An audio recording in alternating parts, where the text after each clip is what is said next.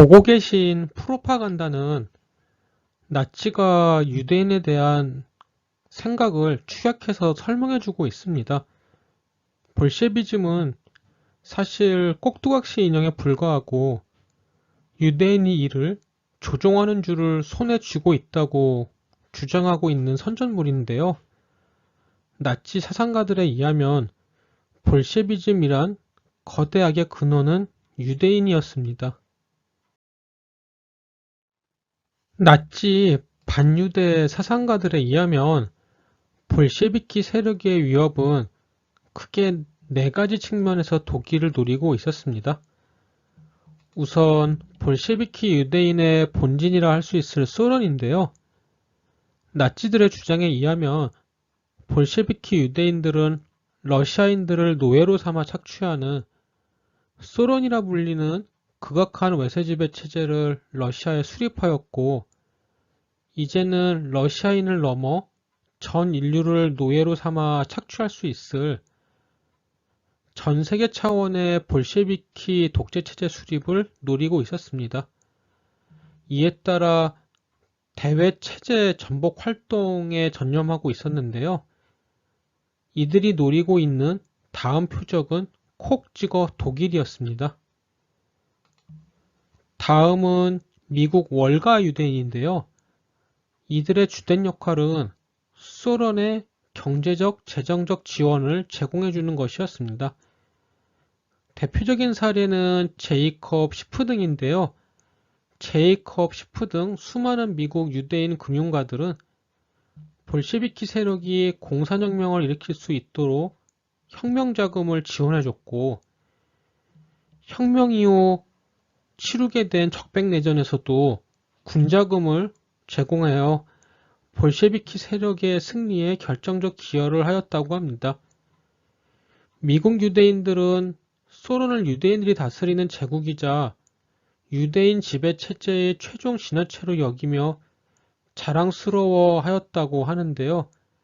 다만 미국 내에서는 공산혁명을 일으킬 여건이 아직 성숙하지 않았다는 것을 알기에 국제금융 등에 의한 간접적 지배로 만족하고 있었다고 합니다. 미국 유대인들은 유대인답게 볼셰비키 독재 체제의 본 모습을 간파하고 있었는데요. 볼셰비키 독재 체제라는 것은 다른 민족의 자본가에게는 파멸적 손실을 입히지만 유대인 자본가에게는 재산 몰수를 만회하게도 남을 온갖 특혜를 준다는 것을 미국 유대인들은 잘 알아보았기에 볼셰비키 유대인과 적극적으로 협조하고 있었습니다. 다음은 서유럽 민주국가 내 유대인들이었는데요. 이들은 프랑스의 수상 레옹 블룸처럼 스스로 정치에 임하여 토착 사회주의 세력을 규합하기도 하고, 아니면 자본으로 현지인 정권을 매수하기도 하여 자국 정부로 하여금 소련과 합세하여 독일을 견제하도록 유도하는 역할을 맡고 있었습니다. 다음은 독일권 유대인이었는데요. 이들은 스스로가 소련에 협력하는 토착 공산당 세력의 중추를 형성하고 있었고, 독일 내 각종 노조나 사회단체에 잠입하여 해당 단체를 포섭해 가고 있었습니다. 물론 소련의 체제 전복기구인 코민테른 등으로부터 자금이나 무기를 지원받아 체제 전복 활동을 실제로 실행하는 역할도 맡고 있었습니다. 예를 들어 독일권 유대인들은 독일 공산당과 그의 전신인 스파르타쿠스단을 형성하여 독일 내 토착 공산당 세력을 형성하였으며 다양한 체제 전복 활동을 행하고 있었는데요. 이들의 공산화 활동 범주는 독일을 넘어 오스트리아나 헝가리, 체코 등 게르만인권 전체를 아우르고 있었기에 활동 범위로 판단한다면 오스트 유덴, 즉 중동부 유럽 유대인의 일부라고 할 수도 있었습니다. 독일은 네 가지 유형의 공산 세력에 포위당하며 공격당하고 있었던 것입니다. 이 네 개의 유대인 세력은 소련의 국제 공산화 전략의 변화에 맞춰 긴밀하게 협력해 갔다 하는데요. 나치 사상가들에 의하면 1918년부터 1923년까지의 기간, 즉 만국 공산화 전략의 핵심인 독일 체제 전복 활동이 절정에 이르던 시절로서 소련의 유대인과 독일권 유대인이 긴밀히 협력하여 공산폭동을 계속 일으켜대며 바이마르 공화국을 계속 공격해 냈습니다. 1924년 이후 소련이 정상적인 국가라도 되는 양 하며 양의 탈을 써야 할 때에는 미국 유대인과 영국, 프랑스 등의 서방 유대인이 자국 정치권을 주물러서 소련에게 국가 승인을 부여하도록 유도하여 외교관계를 형성하도록 유도하였습니다. 1932년 이후 독일의 우익 독재 체제가 수립되어 극단적인 반볼셰비즘 태도를 보이자 이번에는 영국민 프랑스 유대인들이 자국 정치권을 잘 주물러서 소련과 협력하여 독일을 견제하는 반독 연합을 형성하도록 하고 있었습니다. 물론 어느 시기에나 돈 문제 해결은 월가 유대인, 즉 미국 유대인의 역할이었고 독일권 유대인들은 소련 유대인들과 내통하며 반역의 기회를 엿보고 있었습니다. 이 중 소련 유대인과 독일권 유대인에 집중하여 설명드리도록 하겠습니다. 소련의 대외 체제 전복 활동에는 소련의 정치국가 외무인민위원회, 코민테른, 현지 소련 공관 4개의 기구가 모두 관여하고 있지만 그중 서방 사회의 가장 큰 경계 대상이었던 코민테른을 중심으로 말씀드리겠습니다. 코민테른은 트로츠키의 외무인민위원회에 소속된 언론국이 확대 개편되어 외무인민위원회에서 독립한 기구인데요. 국제공산당 지도기구의 역할을 맡고 있었습니다. 기능을 간단히 말하면 국제공산당 활동을 지도하는 국제공산화 전략사령부라 이해할 수 있었습니다. 소련 정부는 코민테른은 정치국 등 소련 정부와는 독립된 기구라 주장하고 있었지만 본인들조차 그러한 거짓말을 믿지는 않았습니다. 짜르 러시아 이래의 전통적 제국주의 외교 정책도 함께 수행하며 무엇보다 통상적인 외교나 대외 정책을 같이 관할하고 있는 외무인민위원회와 달리 타국 체제 및 정부 전복 활동만을 전담하고 있기에 코민테른이란 말은 체제 전복 활동과 동일시되었습니다.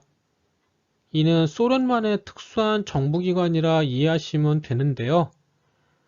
1924년 이후부터는 외무인민위원회가 양의 탈을 제법 쓰게 됨에 따라 목적이 정당하면 수단은 합법 불법 따지지 않고 정당화된다는 공산당의 격언에 제일 충실한 기관으로는 코민테른이 부각받게 되었습니다.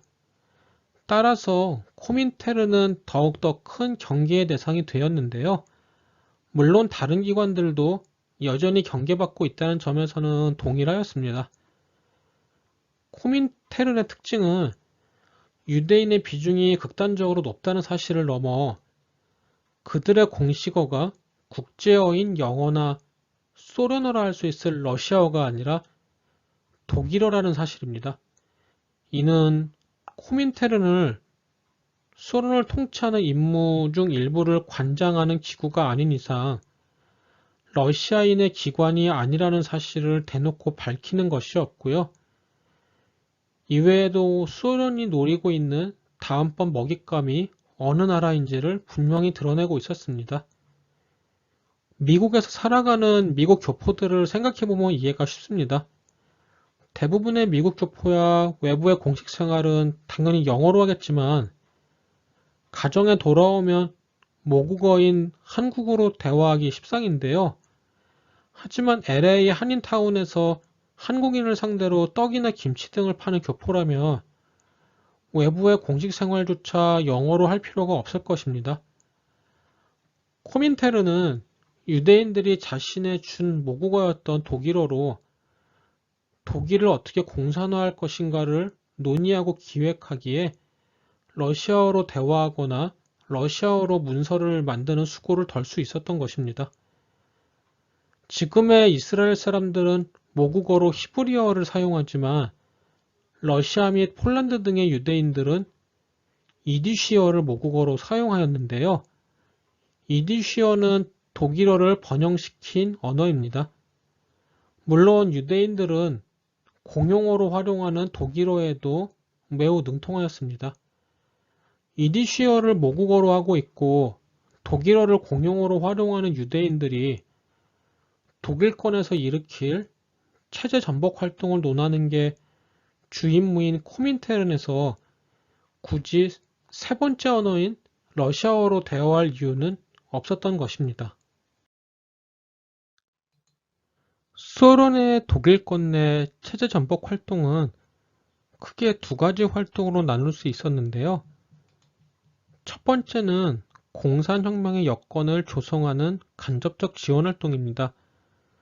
독일권 내 토착 공산당 세력을 규합하여 이를 정치 세력화하고 일상적 조직 운영에 필요한 자금이나 무기 등을 지원하며 친공산당 세력이 있는 자들을 포섭하는 것이었습니다. 두 번째는 공산폭동 등 대규모 체제 전복 활동을 직접적으로 지원하는 활동이었는데요. 코민테른과 소련 정부는 수천 명 규모의 공산 반군을 무장할 수 있을 대규모의 무기를 제공하였고 지휘관 역할을 할 수 있을 자국의 사관들을 파견해 주었는데요. 이들 중에는 시가전 전문가나 대국민 선전 선동 등을 행할 심리적 전문 인력 등이 대거 포함되어 있었습니다. 간접적 지원 활동 중 가장 눈에 띄는 것은 스파르타쿠스단과 독일 공산당 지원 사업입니다. 스파르타쿠스단은 독일 공산당의 전신이며 대표자는 립 크네이트와 로자 룩셈부르크인데요. 둘 다 유대인이라는 공통점을 갖고 있었습니다. 스파르타쿠스단은 반유대 사상가들에 의하면 1차 대전 때 여러분의 대규모 파업을 선동하여 독일의 군수 경제를 마비시켜 독일의 패전에 큰 원인을 제공하였다고 하고 독일 공산당이 출범하여 공산당이 된 이후에도 1919년 1월 베를린에서 대규모 공산 폭동을 일으켰습니다. 1918년 11월에 주독 소련 대사 아돌프 조페는 스파르타쿠스단에 막대한 자금과 무기 등을 지원한 것이 적발되어 추방당하였습니다. 다음은 독일 공산당 지원인데요. 소련의 볼셰비즘 독재 정권의 실권자인 라덱이 스파르타쿠스단을 중심으로 토착 공산 세력을 잘 규합하여 독일 공산당이 창설되도록 돕는 산파 역할을 하였고 1918년 10월 주독 소련 대사관에서 거행된 독일 공산당 창당 멤버 축하 및 격려 파티에 모인 사람 중 비중이 큰 주요 인물은 죄다 유대인 1세기였습니다. 핵심 지도부는 유대인 1세기였고 이들을 보좌하는 주요 보직자의 3분의 1 이상이 유대인이었으며 주요 연사도 마찬가지였습니다. 독일 공산당은 크레물린과 긴밀히 협조하여 도이치 옥토버 등 바이마르 공화국의 국가적 생존을 위협하는 메가톤급 공산폭동을 계속 일으키는 독일 체제 전복의 중심 세력 역할을 수행하였습니다. 다음은 공산폭동을 직접적으로 지원하는 사업인데요. 크레물린은 다음과 같은 각종 공산활동을 직접적으로 지원하였습니다. 독일의 반유대인 사상이 깊게 뿌리를 내린 계기를 단 한마디로 규정한다면 제1차 세계대전입니다. 유대인이 그토록 증오의 대상이 된 이유는 크게 두 개로 나눌 수 있었는데요. 첫째는 온갖 사회주의 좌파 활동을 일삼으며 조국을 괴롭혀온 유대인들이 결정적인 순간에 독일 제국군을 등 뒤에서 단도로 찔러버렸기에 빌헬름 2세의 독일 제국이 다 이긴 1차 대전 승리를 놓치고 패망하게 만들었다는 주장이었습니다. 이는 일명 11월의 범죄자들, 즉 노벤버 페어브레헌론입니다. 두 번째는 패전 이후에도 유대인들이 계속해서 독일인들을 볼셰비즘 독재 지배 체제하에 놓인 노예로 만들어 지배하려 하고 있다는 주장이었습니다. 두 주장 모두 다 볼셰비즘 유대인을 고발하는 히틀러의 논리라는 점에서는 공통점이 있습니다. 노벤버 페어브레허론의 가장 중추를 이루는 사건 중 쿠르트 아이즐러의 바이에른 자유주 수립 사건을 제외한 나머지는 1차 대전을 설명할 때 말씀드리도록 하겠습니다.